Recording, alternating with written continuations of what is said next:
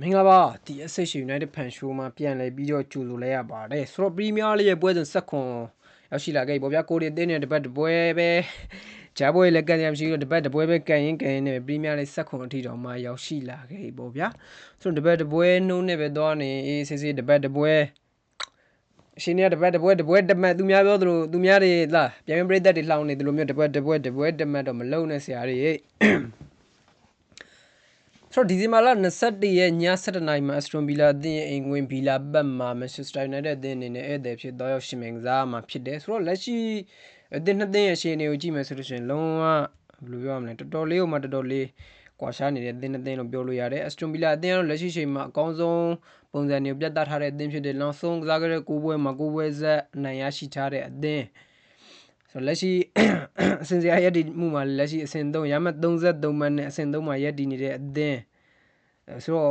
့အစဉ်1နဲ့လည်း3မှတ်ပဲကွာတယ်ဗျဒီတပွဲသာပဲကွာတယ်မတော်လို့ဒီနေ့ပွဲမှာ Aston Villa နိုင်သွားလို့ရှင်ဒီ Arsenal နဲ့ရမှတ်2ပေါ့ဗျာထားပါတာပွဲပြီးမှဆိုတော့ကိုယ်အသင်းကိုပြန်ကြည့်မယ်ဆိုလို့ရှင်ရှေ့စမ်းပိုင်းကလုံးဝတည်ငြိမ်မှုမရှိတဲ့အသင်းလို့ပြောလို့ရကျွန်တော်အသင်းပါဗျာရှေ့စမ်းပိုင်းတည်ငြိမ်တာတခုတော့ရှိရဒါ2ပွဲဆက်မနိုင်တာတို့3ပွဲဆက်မနိုင်တာတို့ဒါရှေ့မှာတော့3ပွဲသက်တော့တစ်ခါနိုင်ခဲ့ပေါ့ဗျာဒါမဲ့လည်းလို့တစ်ခါနိုင်လိုက်တေချလိုက်နိုင်လိုက်တေချလိုက်နေပဲသွားနေဆိုတော့ပြီးခဲ့တဲ့ပွဲကတေချဆိုတော့ဒီပွဲမှာတော့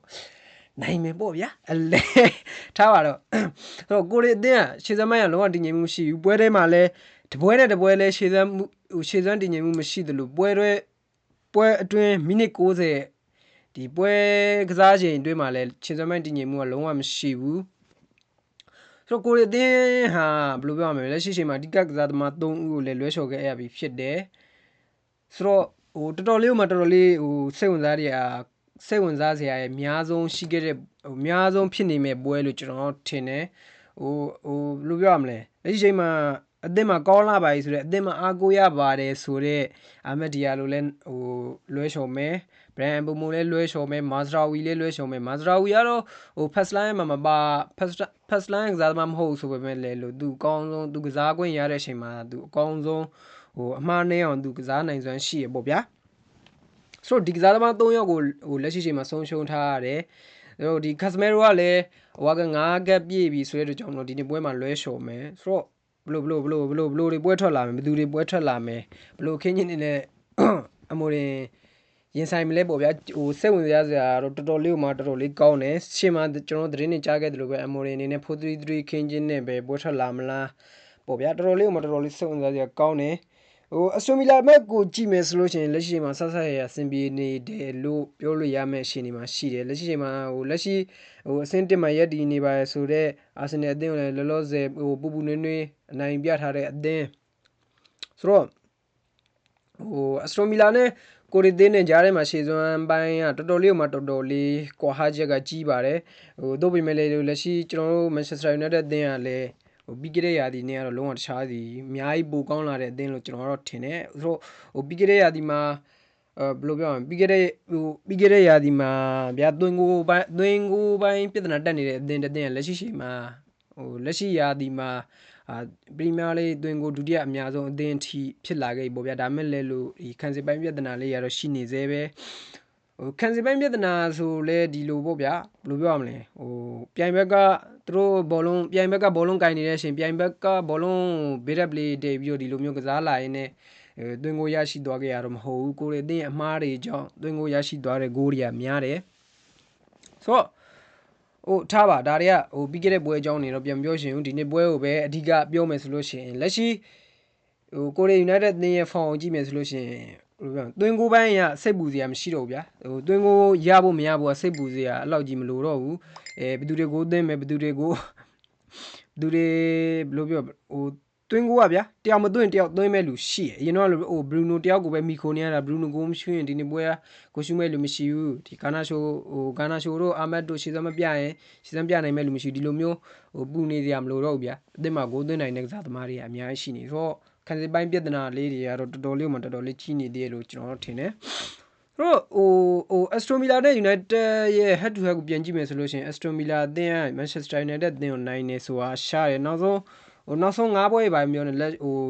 ဒီဘောလုံး Premier League မှာတော့ Aston Villa နဲ့ Manchester United တွေ့ခဲ့တဲ့ တွေ့တိုင်းမှာပေါ့ဗျာအစတွန်ဗီလာနိုင်နေဆိုတာဒီ2ကြိမ်ပဲရှိထားရဗျာဆိုတော့ Manchester United အသင်း16ကြိမ်ထိနိုင်ထားတယ်ရှောက်ပွဲကြားထဲမှာတည်ကြထားရပေါ့ဗျာပြီးခဲ့တဲ့ရာသီကိုကြည့်မယ်ဆိုလို့ရှိရင် Aston Villa အသင်းရဲ့အိမ်ကွင်းမှာ Manchester United နဲ့ဇီးတည်ကြခဲ့တယ် Manchester United အသင်းရဲ့အိမ်ကွင်းဒီနောက်ဆုံးတဲ့တဲ့ကျွန်တော်တို့ဒီ Europa League မှာရှုံးနေခဲ့ပြီးတော့ဟုတ်တယ် Europa League မှာဒီဘိုလီဝဲမှာရှုံးပြီးတော့ဒီ Aston Villa နဲ့ကန်တယ်ကျွန်တော်တို့Aston Villa ကို2-0နဲ့နိုင်ခဲ့ရပေါ့ဗျာဆိုတော့အကောင်းဆုံး Aston Villa ကိုဒုက္ခပေးခဲ့တဲ့ပွဲ Aston Villa ရှုံးကြွေးပါပြန်ဆက်မဲ့သဘောမှာတော့ရှိတယ်Aston Villa ကျွန်တော်တို့အသင်းရှုံးလို့ဒီကောင်နဲ့ Champions League မဝင်လဲရတာပေါ့ဗျာဆိုတော့ထားပါဆိုတော့injury ပြဿနာရ injury ဘိုင်းရှင်တွေကိုကြည့်မယ်ဆိုလို့ရှိရင် Amorim ရဲ့သတင်းစာရှင်းလင်းပွဲမှာပြောခဲ့တဲ့အနေထားအရာကိုဒီအသင်းမှာ injury ပြဿနာထူးထူးခြားခြားပြောင်းလဲရမရှိဘူးဒီလက်မကွင်းရပြန်လည်ပါဝင်နိုင်ခြင်းမရှိသေးဘူးပြန်လာနိုင်ခြင်းမရှိသေးဘူးပေါ့ဗျာ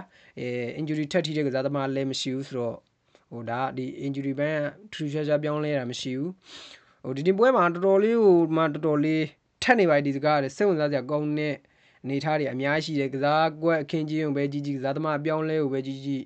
အပြောင်းလဲအများကြီးမြင်ရမယ့်ပွဲတစ်ပွဲဖြစ်တယ်နီးစနစ်ပိုင်းရရောကစားသမားအရာရောဗျာကြည့်လိုက်ဗျာကစမဲရိုလည်းမရှိဘူး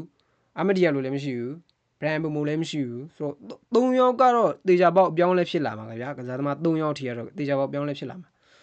ဆိုတော့ဘယ်သူပါလာမလဲဘယ်သူတွေပွဲထွက်လာမလဲခိုဘီမေနူးတို့ရှေ့မှာဟာလား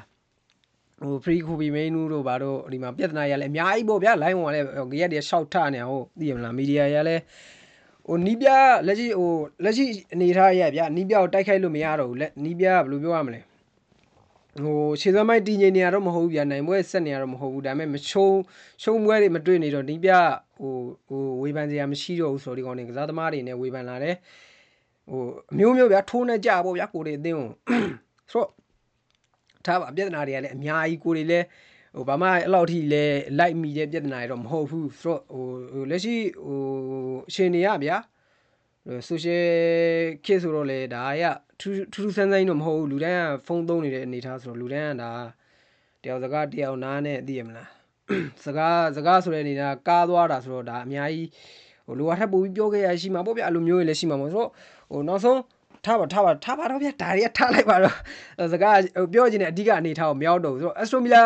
က United ကိုနိုင်နေဆိုတာရှားတယ်ဆိုတော့အဲ့လိုမျိုးရှားလို့လေ United က Aston Villa ကိုတက်တာနဲ့ပွဲမှာသိရမလားပွဲဥဆောင်ပြီးတော့အနိုင်ယူပြခဲ့တာမျိုးတွေရှိတာလားဆိုတော့လေအဲ့လိုမျိုးလည်းမဟုတ်ဘူးခက်ခဲနဲ့ကန်ရတယ်နောက်ဆုံးမိနစ်တွေအထိကိုအကျိတ်နဲ့ကန်ပြီးမှ